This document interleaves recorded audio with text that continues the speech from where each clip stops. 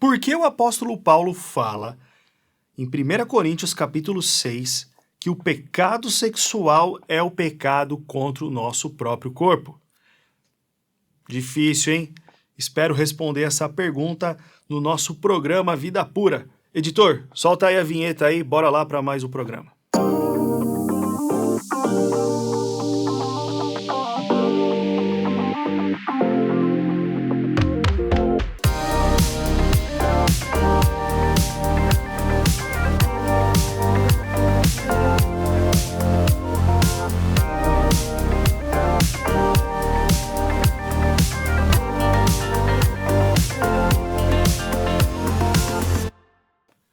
Sejam bem-vindos e bem-vindas, mais um programa Vida Pura aqui no canal da Tel Mídia, uma parceria que está sendo gravada nos estúdios da Comev em São Paulo.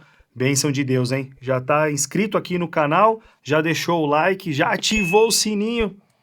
Não vacila, caminha junto com a gente que tem muita coisa boa acontecendo aqui dentro da Tel Mídia, muito conteúdo de qualidade que você não pode perder. Aproveite para assistir os outros programas aqui que passam toda semana. Combinado? Bom, bora lá. Tem algo muito importante que vocês precisam aprender e que está aqui no texto do apóstolo Paulo, em 1 Coríntios capítulo 6. O contexto está entre os versículos 12 a 20, mas eu quero chamar a atenção para o versículo 18, que diz assim: fujam da imoralidade sexual. Todos os outros pecados que alguém comete, fora do corpo os comete. Mas quem peca sexualmente, peca contra o seu próprio corpo. Acaso não sabem que o corpo de vocês é santuário do Espírito Santo que habita em vocês, que lhes foi dado por Deus e que vocês não são de si mesmos? Vocês foram comprados por alto preço. Portanto, glorifiquem a Deus com o seu próprio corpo. Olha que passagem muito interessante. E essa passagem vai nos trazer muitas respostas. Seja para você que está envolvido em pecado sexual, seja para você que está aqui aprendendo para ajudar outras pessoas que estão envolvidas nessa área. O apóstolo Paulo, ele é muito enfático em dizer que o pecado sexual é o pecado contra o próprio corpo. Agora, eu te faço uma pergunta. Existem pecados maiores e pecados menores quando nós analisamos as escrituras sagradas? A resposta é não. Por mais que, por muito tempo, a igreja tem tratado o pecado sexual como um pecado maior do que outros pecados, porque, vamos falar a verdade, né? A gente acaba tolerando aquilo que Deus abomina, que é a língua mentirosa que divide o corpo, e isso aí passa batido, mas não tolera o pecado sexual dos irmãos. Considera isso algo extremamente grave, passível de disciplina, não é mesmo? Aí que está o problema. Quando a gente faz essa distinção, a Bíblia é muito clara em dizer que não existem pecados maiores e pecados menores. Pecado é pecado. Agora, existem consequências dos pecados. E o que o apóstolo Paulo está me ensinando aqui é que a consequência do pecado sexual, ela é diferente, ela é maior, ela é mais grave, ela gera consequências piores do que qualquer outro pecado. Então nós que estamos em luta com o pecado sexual, e eu gosto de me colocar nessa questão nós, porque assim como o profeta Daniel orou lá no seu livro, no capítulo 9, falando nós, e Daniel não estava envolvido em tudo que estava acontecendo ali, ele se manteve um homem íntegro, mas ele entendia que ele fazia parte da nação de Israel, o povo escolhido de Deus. Eu entendo que eu faço parte da igreja, do corpo de Cristo. E se alguma parte desse corpo ainda está enferma por causa do pecado sexual, então todo o corpo está sentindo a enfermidade. Por isso que eu gosto dessa expressão nós. Nós que estamos envolvidos em pecado sexual, precisamos entender que as consequências desse pecado são maiores do que consequências de outros pecados. E isso começa a trazer luz a uma coisa. Antes de eu explicar o texto. Isso traz luz do porquê Deus não restaura pecadores sexuais assim, num estalar de dedos. Você, com certeza, já orou aí pedindo para Deus para não cair mais no pecado da pornografia e da masturbação, não é mesmo? E você voltou lá e praticou de novo. E aí você fica com aquela coisa assim, mas Deus não quer me libertar, e Deus não quer agir na minha vida. Olha, na verdade, não é de libertação que você precisa. Você precisa de arrependimento para viver uma vida a 180 graus, totalmente oposta das práticas que você tem hoje. Mas não é que Deus não quer fazer algo na sua vida. Ele já deixou tudo pronto daquilo que você precisa para viver essa restauração. A questão é que você não quer se esforçar num passo a passo prático para viver essa restauração. Você quer algo imediato. E não vai existir imediatismos quando o assunto é pecado sexual. Você pode ver testemunhos de pessoas que pararam de usar drogas imediatamente, pararam de beber, eram alcoólatras e pararam imediatamente após uma conversão sincera e verdadeira. Isso a gente vê, mas nós não vamos ver pessoas que abandonaram pecado sexual do dia para a noite, assim, num estalar de dedos. Não que Deus não tenha poder. Deus é soberano para fazer o que lhe agrada, o que ele quiser. Mas a questão é que a palavra dele diz que o pecado sexual traz consequências piores. É o pecado contra o corpo. E eu quero te explicar a respeito disso, para que você entenda que você precisa estar focado em um processo. É o processo que vai fazer com que você abandone a vida de imoralidade sexual. Que processo? Baseado em Romanos capítulo 12, versículo 2, que diz: não vos conformeis com este mundo, mas transformai-vos pela renovação da vossa mente, para que sejam capazes de comprovar e experimentar a boa, agradável e perfeita vontade de Deus. Existe um processo de renovação da mente. Eu preciso renovar a minha mente para experimentar a liberdade do pecado sexual. E é isso que você está aprendendo aqui no programa Vida Pura. Olha só que interessante. Sabendo disso, e sabendo que o pecado sexual é o pecado contra o corpo, e eu vou precisar de um processo para me restaurar, e esse processo vai levar tempo. Tá, mas por que tudo isso? O que significa, afinal, o pecado contra o próprio corpo? Vamos voltar para Gênesis. Lá em Gênesis, capítulo 1, diz o seguinte. Lá no versículo 27, no versículo 26, Deus diz: então disse Deus, façamos o homem à nossa imagem, conforme a nossa semelhança. Deus está conversando com alguém, né? Façamos o homem à nossa imagem, conforme a nossa semelhança. Tudo que eu posso imaginar aqui é uma reunião, como nessa mesa aqui, né? Vamos imaginar um pouco aí, né? Algo ilustrativo. Deus Pai, Deus Filho, Deus Espírito Santo, façamos o homem à nossa imagem e semelhança. Coisa maravilhosa, né? Deus está criando todas as coisas e aí no sexto dia ele vai fazer algo especial. O homem à sua imagem e semelhança. E aí o texto continua dizendo, domine ele sobre os peixes do mar, sobre as aves do céu, sobre os grandes animais de toda a terra e sobre todos os pequenos animais que se movem rente ao chão. Criou Deus o homem à sua imagem, a imagem de Deus o criou, homem e mulher os criou. Olha que coisa maravilhosa. Deus os abençoou e lhes disse, sejam férteis e multipliquem-se, encham e subjuguem a terra. Eu te pergunto, Deus cria homem e mulher à sua imagem e semelhança. Agora, o que significa ser criado à imagem e semelhança de Deus? Será que a imagem e semelhança é simplesmente porque nós somos seres racionais e os animais são seres irracionais? Também. A imagem e semelhança é porque Deus comunicou a nós alguns dos seus atributos, coisa que ele não fez com nenhuma outra parte da criação? Também. Mas eu costumo olhar para esse texto e enxergar algo que vai além do que nós estamos acostumados com a imagem e semelhança na criação. Olha só que interessante. Deus, dentro desse contexto, faz duas coisas ao mesmo tempo. Ele cria o homem à sua imagem e semelhança com a missão de dominar.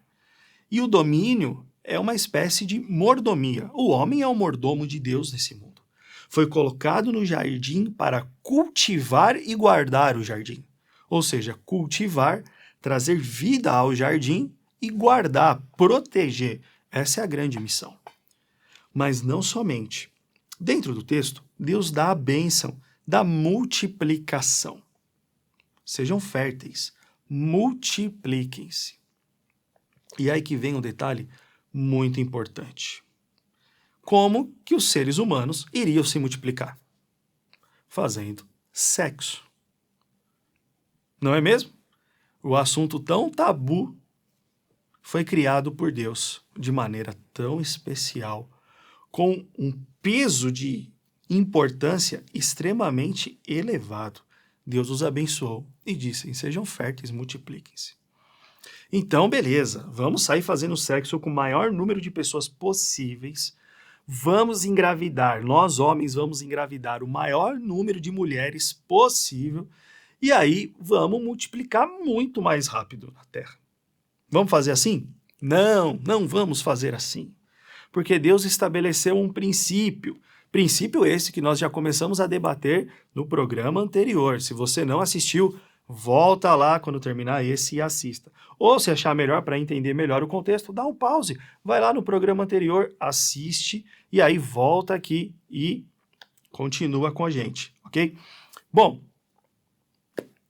Deus criou um princípio regulatório para o sexo, que está em Gênesis 2:24. Deixará o homem o seu pai e a sua mãe, se unirá à sua mulher e ambos se tornarão uma só carne.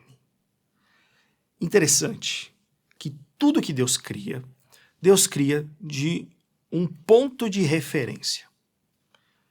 Tudo que Deus criou e cria, ele faz a partir de um ponto de referência. Aí vem a minha pergunta. Qual é o ponto de referência que Deus utilizou para criar todas as coisas? Se nada existia, para onde ele olhou para usar como referência para criar? Ele olhou para ele mesmo. Deus criou tudo a partir dele, tendo ele como ponto de referência. O Salmo 19 vai dizer assim: os céus proclamam a glória de Deus, e o firmamento anuncia a obra de suas mãos.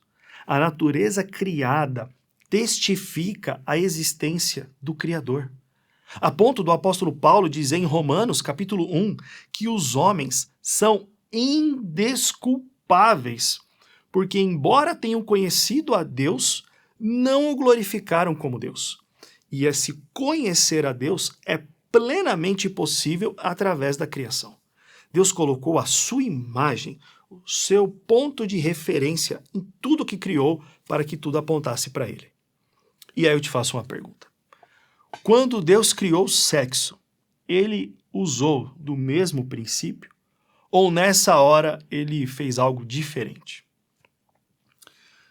Olha, o texto é bem claro.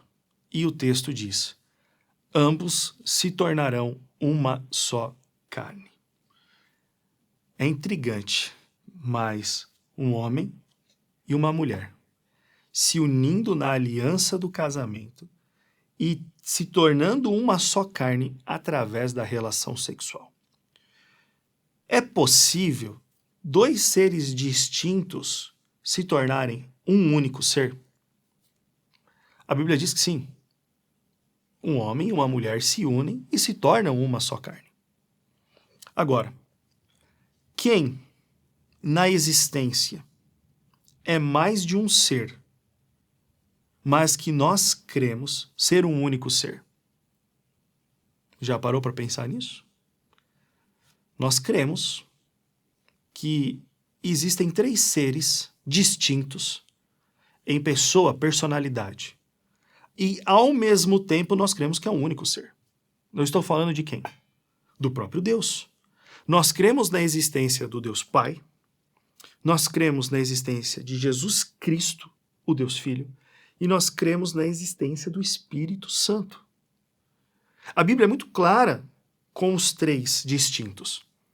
No batismo de Jesus, há uma voz do céu que vem e diz: este é o meu Filho amado, em quem me agrado, e há a presença do Espírito Santo como pomba. Os três seres distintos na mesma cena. Ao mesmo tempo, nós somos monoteístas. Nós cremos na existência de um único Deus. E nós damos um nome para isso: Trindade. A Trindade é o conceito de três seres distintos que, na verdade, é um único ser. Impossível de explicar plenamente, racionalmente, numa linguagem humana, e aí você vai encontrar várias pessoas falando sobre isso na internet, pessoas que falam melhor do que eu, Mas o que eu quero te chamar a atenção é que são 3 seres que se tornam um único ser, ou que existem como um único ser. E aí, quando Deus cria um homem e uma mulher para se tornarem um também. Olha, Deus colocou a sua imagem e semelhança dentro da relação sexual. E é por isso que ele estabeleceu um limite, um princípio para essa relação. É um homem e uma mulher durante a vida inteira. Porque quando esses dois se unem, eles refletem a minha glória. Quando esses dois cumprem o propósito pelo qual eles foram criados, eles manifestam a minha imagem. E isso é muito profundo, e para mim isso explica muita coisa. Porque uma vez que nós quebramos isso e começamos a nos relacionar sexualmente, ao alimentar os nossos olhos com a pornografia, que nada mais é do que uma prostituição filmada. Levítico capítulo 18 vai dizer que a nudez do marido pertence à esposa e a nudez da esposa pertence ao marido. A única nudez que eu devo contemplar na minha vida é a nudez do meu cônjuge. E eu estou contemplando a nudez de 2 pessoas ali diferentes. Aliás, eu fui escravo da pornografia durante 12 anos. Quantos vídeos pornográficos eu assisti? Quantos corpos nus diferentes eu vi? Centenas, milhares? Eu deveria ter contemplado só a nudez da minha esposa. Mas contemplei a nudez de muita gente que estavam ali num ato de prostituição, do qual a Bíblia também condena. Não são seres que estão debaixo da aliança se tornando uma só carne. São seres que desprezam a aliança e mantêm uma relação fora do padrão e do princípio bíblico, do padrão divino. E eu te pergunto, quando 2 seres se unem sexualmente fora do princípio bíblico, eles estão manifestando a imagem e a semelhança de Deus? Não. Pelo contrário. A imagem está sendo distorcida. A imagem está sendo destruída. O apóstolo Paulo, dentro do contexto de 1 Coríntios 6, que nós vimos aqui, do 12 ao 20, eu dei ênfase no versículo 18 e 19, ele diz assim, que comunhão há do santo com o profano, do puro com o impuro? Ou seja, se você é o templo do Espírito Santo, você pode unir o templo do Espírito Santo com uma prostituta? É claro que não. É claro que não. Então, o pecado sexual é o pecado contra o próprio corpo, porque o pecado sexual destrói a imagem do Criador em nós. Enquanto eu mantenho uma relação sexual dentro do meu casamento de acordo com propósitos divinos, aquilo pelo qual foi criado se cumpre. O objetivo de Deus se estabelece e ali reflete a sua imagem e semelhança em todas as coisas.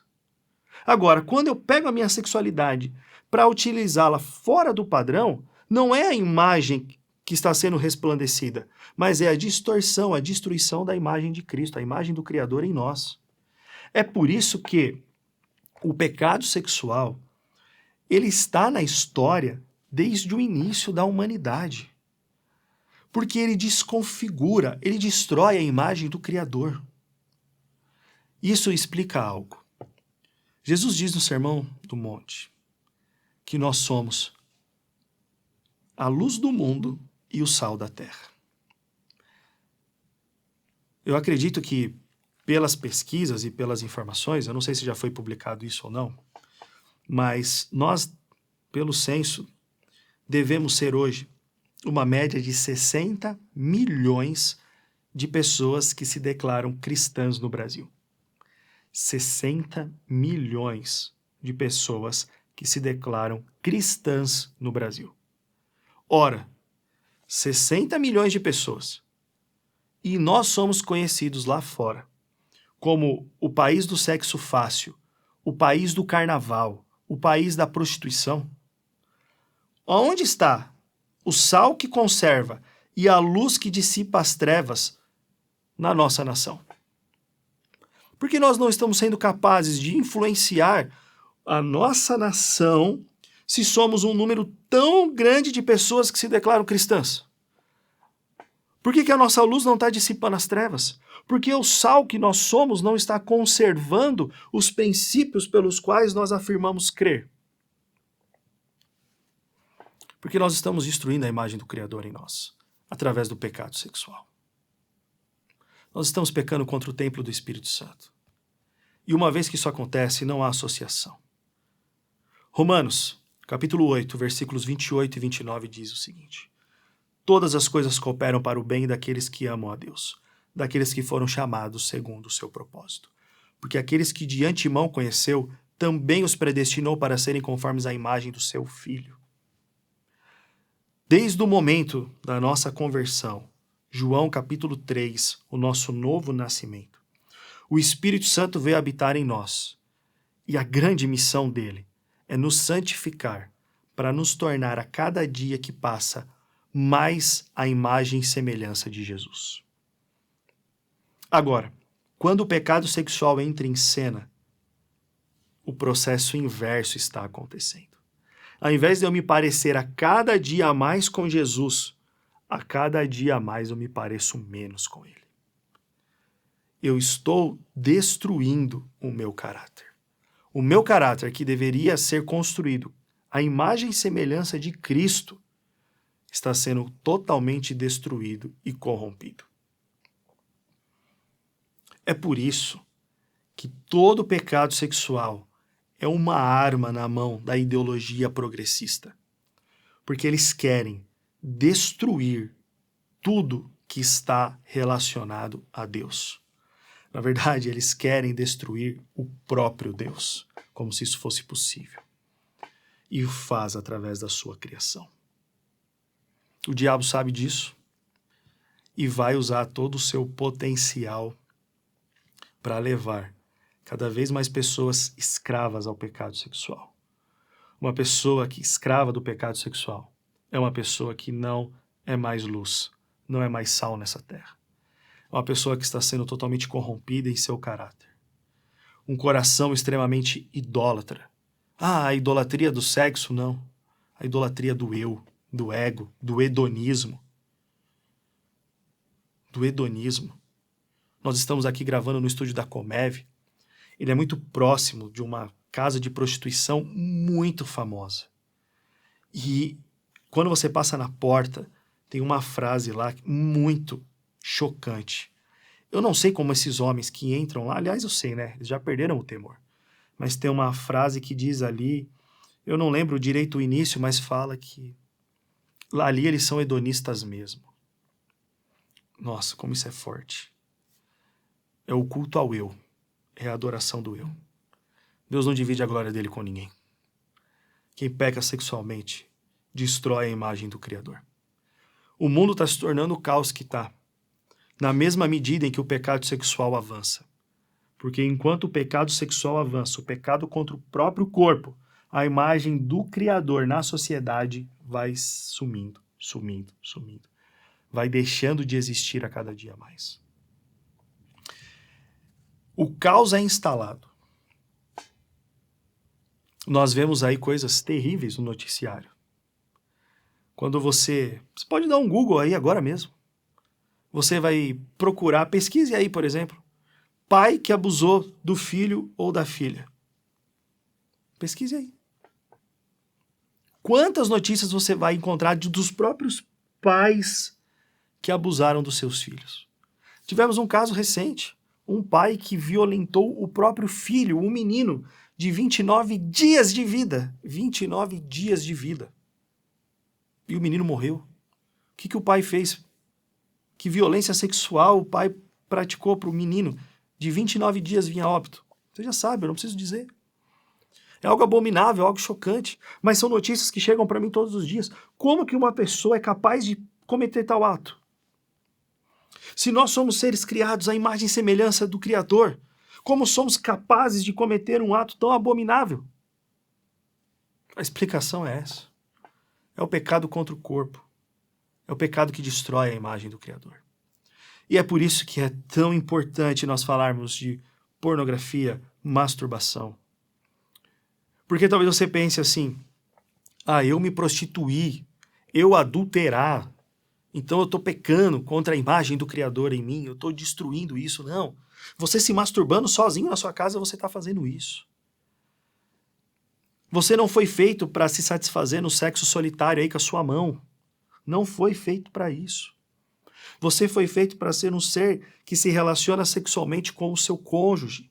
E você tem nas Sagradas Escrituras orientações claras de que é possível se manter em pureza sexual, sendo solteiro, sendo um jovem adolescente. Estou cansado de ouvir pastor falando assim, mas se os nossos jovens não se masturbarem, como que eles vão fazer? Mas é melhor se masturbar do que ter relação sexual. Eu não vejo isso na Bíblia em lugar nenhum. Eu vejo só o pecado sexual e as consequências do pecado sexual. Hoje eu lido com pessoas que preferem se masturbar do que fazer sexo com o cônjuge. E eu vou explicar nos próximos programas o porquê disso acontece. Fica ligado. Próximo programa eu vou trazer aqui para você as implicações científicas do porquê que as pessoas preferem a masturbação ao invés do ato sexual ali casado com o cônjuge. Então nós estamos levando informações erradas dizendo que é menos pior. É menos pior se masturbar. Quem disse? A masturbação é um ato sexual, egoísta, solitário, quando Deus criou o sexo para ser desfrutado dentro do casamento. E isso também está destruindo a imagem do Criador em nós. Isso também está destruindo o caráter de Cristo em nós. E nós estamos levando toda uma geração a acreditar que isso é algo menos pior. Como isso é algo menos pior? A conta já chegou para a gente pagar. Falar sobre esse assunto é falar de maneira atrasada. Nós já estamos há anos atrasados. Anos atrasados. Para vocês terem uma ideia, existe um livro que se chama Geração Pornô, do Ben Shapiro, e ele deixa claro o que já está acontecendo nos Estados Unidos de maneira explícita. Meninas fazendo sexo oral nos meninos no pátio da escola. Quando eu estudava, a gente se escondia para dar um beijo numa menina. Achava um buraco, achavam atrás de uma árvore, atrás de um muro, um canto escuro, ia lá, dava um beijo na menina, desaparecia, cada um ia para o seu canto. Hoje, eles estão praticando sexo oral à luz de todo mundo que está ali. A conta para a gente pagar já chegou. Isso é algo que acontece no Brasil já e vai acontecer cada vez em cada vez mais larga escala. Você está entendendo o que eu estou falando com você? Você está entendendo a gravidade? Não é uma masturbaçãozinha. Não é um pornozinho. É um pecado que destrói a imagem do Criador em nós. E é por isso que nós vemos o noticiário tão aterrorizante que nós vemos. As coisas não aconteciam antigamente nesse sentido de abuso? Aconteciam, sempre aconteceram. Talvez hoje tenha uma notificação maior? Talvez sim. Mas é certo também que as pessoas estão cada vez mais afundadas e praticando isso cada vez com mais frequência. Olha um outro dado alarmante. E eu já fiz pesquisa no próprio Instagram do Ministério Vida Pura e esse conceito ganhou disparado. Vocês sabem qual é o maior gênero pornográfico pesquisado hoje na atualidade, aqui na nossa nação? E quando eu lancei essa enquete lá no Instagram do Ministério Vida Pura, a resposta foi disparado. A galera respondeu certinho. Mais de 80% das pessoas responderam e acertaram. O que mais tem sido procurado hoje na internet, em primeiro lugar, é o desejo do marido de ver a esposa tendo relação sexual com outro homem na sua frente. Ele não quer nem participar. Ele só quer ver a mulher tendo relação com outro homem na sua frente. Quem em sã consciência quer pegar a sua esposa e entregar para outro homem e ficar assistindo a cena de camarote? Isso é inimaginável. Mas essa é a realidade de muitos que até estão nos assistindo aqui agora. Se isso te escandaliza, se você olha assim e fala, meu Deus, você está vivendo ainda numa bolha, dentro de um contexto que você precisa abrir para o conhecimento, Porque se você não tem envolvimento nenhum direto com a pornografia, você se engana. Você faz parte do corpo de Cristo e o corpo está sofrendo. Não dá para bater o dedinho mindinho do pé na quina de um móvel e não sentir a dor no corpo inteiro. Não é verdade? Você não sente a dor no corpo todo. Bate o dedinho mindinho do pé desse tamaninho, você bate ele na quina. Como que acontece? O corpo inteiro sente. Se for uma pancada muito forte, a vista embaralha, escurece, aquela sensação de enjoo, aquela dor, ao mesmo tempo uma sensação de uma mistura de raiva por ter cometido o ato, o corpo sente. Se um membro do nosso corpo está tendo desejo de ver a própria esposa com outro homem, todo o corpo está sentindo, a verdade é essa.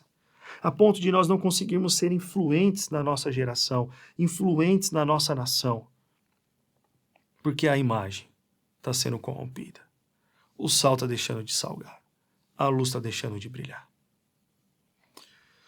Nos resta nos arrependermos de verdade. Não é só uma masturbação. É a imagem do Criador que eu estou destruindo na minha vida. Não é só mais um videozinho pornô. É a imagem do Criador que eu estou destruindo na minha vida. No último dia, só haverão 2 grupos de pessoas. Aqueles que ouvirão, vinde benditos de meu Pai, e possuir por herança. E aqueles que ouvirão, nunca vos conheci. Afastem-se de mim.